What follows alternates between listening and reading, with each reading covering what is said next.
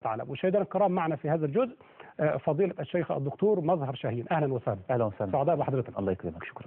ايضا معنا فضيلة الشيخ احمد الطوخي. اهلا وسهلا. ومعنا فضيلة الشيخ علي قاسم. اهلا وسهلا. سعداء بحضراتكم. دكتور مظهر، هبدا مع حضرتك في البدايه. احنا يعني المعنى ده احنا محتاجين نركز عليه قوي ونسلط الضوء عليه، وان هو هو معنى احنا فلسطين حماس وفتح اتصالحوا مع بعض، اعادوا ترتيب اوراقهم مره اخرى من جديد. فانا بقول احنا محتاجين ايضا هنا في مصر ان احنا نعيد ترتيب الاوراق مره اخرى من اجل ان ننهض بالازمات اللي احنا موجودين فيها. نعم. بسم الله الرحمن الرحيم، الحمد لله والصلاه والسلام على رسول الله صلى الله عليه وسلم.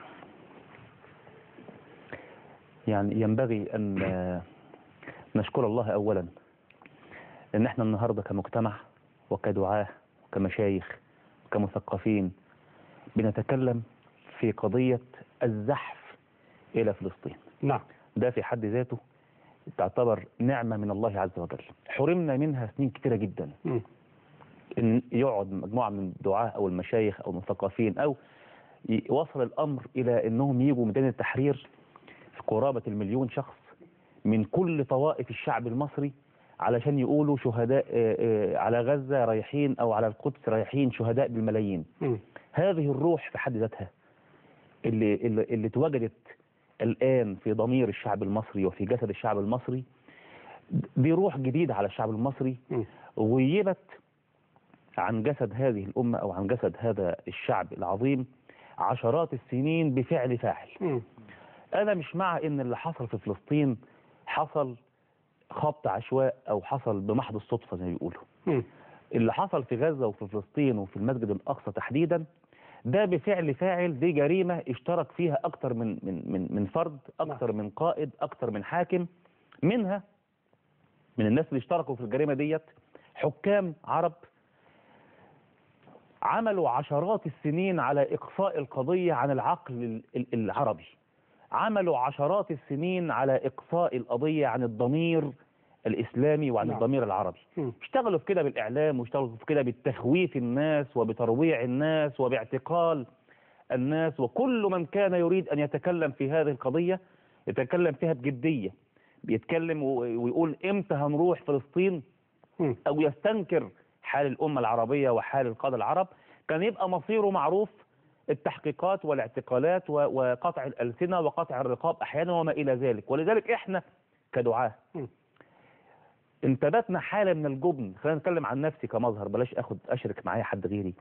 اشتغلنا أو انتبهنا حالة من الجبن عشرات السنين. أنا مثلا أفتكر مثلا من 25 سنة بخاف أتكلم في الموضوع بما يرضي الله عز وجل. أنا كمظهر كداعية جبن، اتربينا على الجبن يا أستاذ ملهم. صحيح. اتربينا على الخوف. اوعى تتكلم في دي يا ابني أصل يحطوك ويعتقلوك.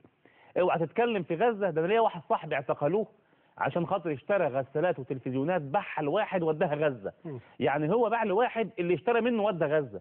انت جابوا اللي ودى غزة. انت مين اللي باع لك؟ قال له فلان. هات فلان ده، انت بعت له ليه؟ قال لهم يا جماعه انا جبت وبعت. شوف وصل لحد فين. امال احنا بقى بنتكلم على المنابر وبنتكلم في التلفزيون وبنتكلم في الندوات وفي المؤتمرات. جابوا لنا واصبح الجبن طبع فينا 20-30 سنة. النهارده احنا رجعت لنا تاني كرامتنا بعد ثورة 25 يناير. وبدأنا نحس ان احنا بني ادمين حقيقيين، لان اللي حصل ده انا اعتقد التاريخ هيقف قدام منه 20-30 سنة يتكلم طبعا، ومش هيكفيه حقه. ان شعب، انت مش قدام ثورة عادية بتحاسب فيها واحد، ده انت قدام ثورة المفروض هتحاسب من خلالها يمكن 500 أو 1000 واحد. صحيح. وبالتالي رجعت لنا كرامتنا الحمد لله. بدأنا نتكلم في القضية اللي المفروض كنا نتكلم فيها من 20-30 سنة، اللي ربنا في القرآن الكريم، وكنا بنعلم الناس الكلام ده وبنخطب الجمعة كل أسبوع.